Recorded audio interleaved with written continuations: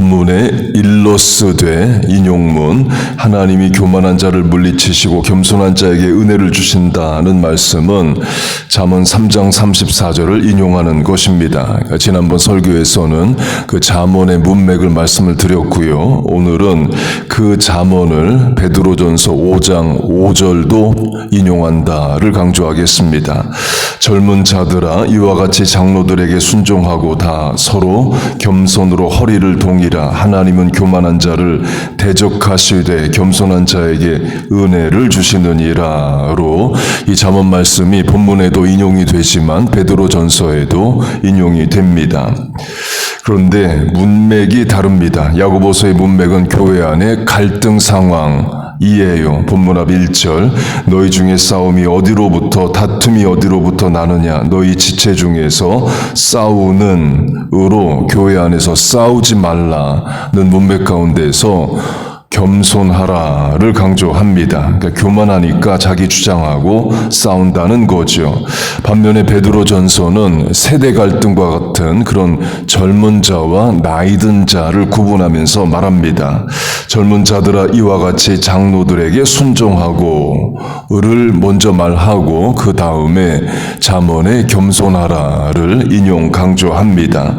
세대 갈등 비슷할 수 있죠. 곧 야고보서는 어떤 이슈나 문제로 교인이 갈등한다면 베드로전서의 문맥은 젊은 자와 나이 든 자, 부모 세대, 자녀 세대 간의 갈등과도 같은 상황에서 겸손을 강조합니다.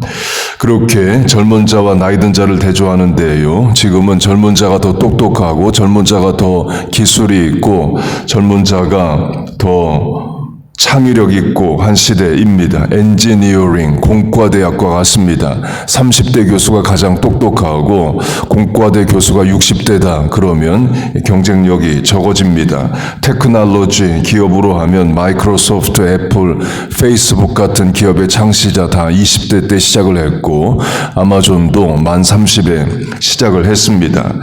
그러나 성경시대는 노인의 지혜가 우선하는 시대였습니다. 리버럴 아트 대학과 같습니다.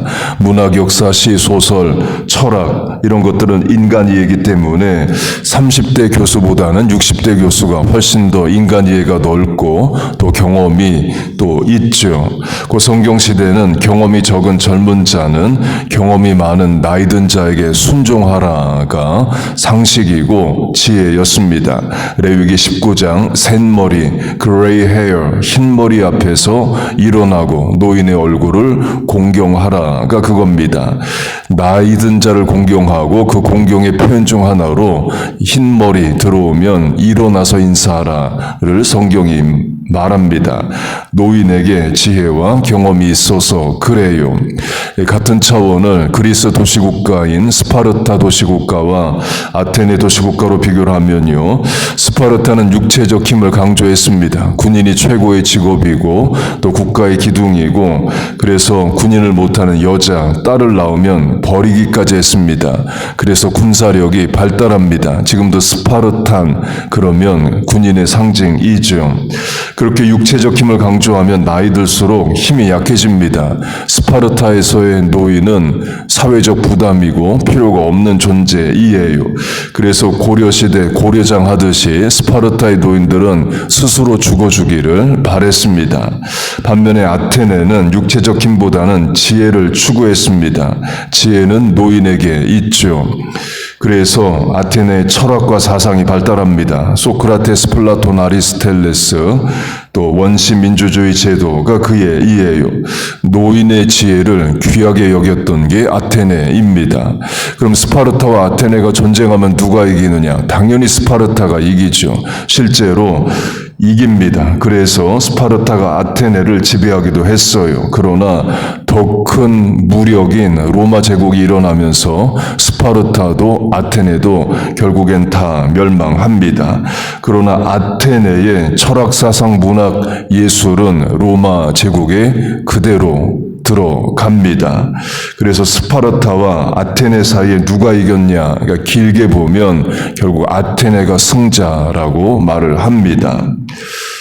그렇게 성경시대는 젊은이의 힘보다 노인의 지혜가 우선하는 시대였습니다. 직업도 그랬습니다. 부모의 직업을 아들이 이어받습니다. 예수님의 육신의 부모 요셉이 목수였습니다. 예수님도 저가 목수가 아니냐로 불립니다. 부모의 직업이 자녀의 직업이 되는 때였어요. 당연히 순종해야만 부모의 직업 기술이든 부동산이든 가업이든 물려받는 거죠. 야고보와 요한도 마찬가지입니다. 친형제로 어부이에요. 그런데 자기 고깃배가 아닌 아버지 세베대의 배로 낚시를 합니다. 곧 아버지도 어부였다는 거죠. 그래서 본인들도 어부를 합니다. 아브라함이 양, 염소, 소를 친 목축을 합니다. 아브라함의 아들 이삭, 손자 야곱도 목축을 합니다. 그렇게 부모로부터 직업, 기술, 부동산, 비즈니스를 물려받은 시대에는 경험이 중요합니다.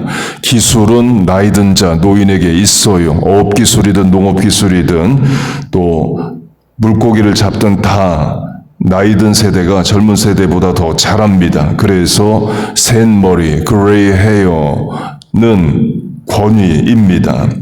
그런 사회에서 젊은 자가 나이 든 자에게 순종을 안 한다고 해보세요. 그건 어리석음입니다. 부모 자녀로 하면, 부모에게 거역하면 부모로부터 물려받을 게 없는 겁니다. 그래서 베드로는 젊은 자에게 말하기를 나이 든 자에게 순종하라를 말합니다. 이게 지혜이에요. 그걸 옛날 한국식으로 하면 부모가 자녀에게 세 가지 강조했습니다. 엄마 아빠 없을 때에 오빠, 형, 누나, 언니에게 말 잘 들어라, 곧 순종해라. 학교 가서 선생님 말씀 잘 들어라. 직장 가서 윗사람 말씀 잘 들어라. 기독교 가정이라면 교회 가서 교회 학교 선생님 말씀, 목사님 설교 말씀 잘 들어라. 좋은 권위에 순종하라는 거죠. 이것만 해도 일정 수준의 안정과 성취를 이룹니다. 좋은 권위에 순종하지 못하면 결국 하나님께도 순종하지 못합니다. 그래서 하나님이 왜 부모에게 순종하라를 명하셨느냐? 눈에 보이는 좋은 권위인 부모에게 순종함으로 눈에 안 보이는 하나님에게 순종함을 배워 나가는 거예요. 나는 인격이 온전하지 못하고 불완전한 존재인 부모에겐 순종은 절대 못하고 하나님께만 순종하겠다. 하나님은 그걸 원하지 않으십니다. 그래서 부모에게 순종하지 못하는 자는 권위에 순종하는 걸 못 배웁니다. 그러면 하나님의 말씀에도 순종하지 못해요. 그래서 하나님이 부모의 권위를 인정하시고 순종하라 명하십니다. 그렇게 성경시대 가치와 문화는 나이 든 자, 부모 세대, 경험이 있는 자에게 권위와 지혜가 있어요. 그래서 순종하라를 명합니다. 이게 질서고 또한 지혜였습니다. 그래서 베드로는 젊은 자는 나이 든 자에게 순종하라를 말해요. 그래야 배울 게 있고 그 과정을 통해서 성장하기 때문입니다. 이 시대도 마찬가지입니다. 젊은 사람들이 나이 든 사람보다 잘하는 것이 많은 것도 현실입니다. 나이 들수록 경쟁력이 떨어지는 것도 사실이에요. 그러나 경험의 힘, experience, 경력이란 것을 지금도 말합니다. 인생의 경험은 나이 든 자에게 있죠. 그걸 잘 듣는 것이 젊은 자의 지혜입니다. 하나님께서 우리 자녀 세대에게 그런 순종하는 마음, 노인의 권위를 인정하고 잘 듣는 마음 주시기를 축복합니다. 그렇게 본문이 인용하는 잠언의 말씀을 베드로 전서도 인용하는데요. 베드로 전서에는 또 특이한 말씀이 있습니다. 그 같은 문장 안에 겸손을 강조하는데 이겁니다. 젊은 자들아 이와 같이 장로들에게 순종하고 다 서로 겸손으로 허리를 동이라. 서로 겸손하라를 말해요. 순종은 젊은 자에게만 하라를 강조합니다. 그러나 겸손은 나이 든 자, 젊은 자 서로 하라를 말해요. 나이 든 자가 젊은 자 앞에서도 겸손하고 젊은 자도 나이 든 자 앞에서 겸손하라. 순종은 젊은 자에게만 있지만 겸손은 양쪽 모두에게 있다를 강조합니다. 이것도 지혜인 거죠. 나이든 자로서 권위를 가지되 권위만 있고 겸손이 없으면 안 된다는 거예요. 부모 자녀로 하면 골로새서 3장 아비들아 너희 자녀를 노엽게 하지 말라가 그겁니다. 부모의 기본 감정으로 고집으로 자녀를 야단치고 훈계할 때에 자녀가 노여워할 수 있죠. 곧 어린 자녀도 압니다. 부모가 합당한 훈계와 양육을 하는 건지 부모 기본 감정 못 이겨서 고집으로 야단치는 건지 자식도 다 알아요. 그래서 부모도 자녀 앞에 겸손해야 한다입니다. 적용하면 나이 들수록 부모가 자녀의 권면에 따라야 되는 차원도 있습니다. 예를 들어 자녀가 30, 40이고 부모가 60, 70이라면 자녀의 나이가 적은 게 아닙니다. 그 자녀가 부모에게 세상적 권면이든 신앙적 권면이든 할 때에 부모가 잘 듣는 것도 겸손이고 또 지혜이에요. 꼭 30, 40의 자녀뿐만 아니라 10살짜리 자녀여도 어린 자녀의 말이 맞으면 부모가 들어야죠. 그것도 부모의 지혜입니다. 회사로 적용하면 아랫사람이 윗사람에게 순종하고 겸손합니다. 그런데 베드로전서 말씀으로 하면 상사도 아랫사람에게 겸손해야 돼요. 그럼 겸손하면 어떤 일이 일어나느냐? 들을 귀가 열립니다. 아랫사람으로부터 오는 지혜를 윗사람이 얻을 수 있어요. 엘리베이터에 왜 거울이 있느냐의 이야기가 그겁니다.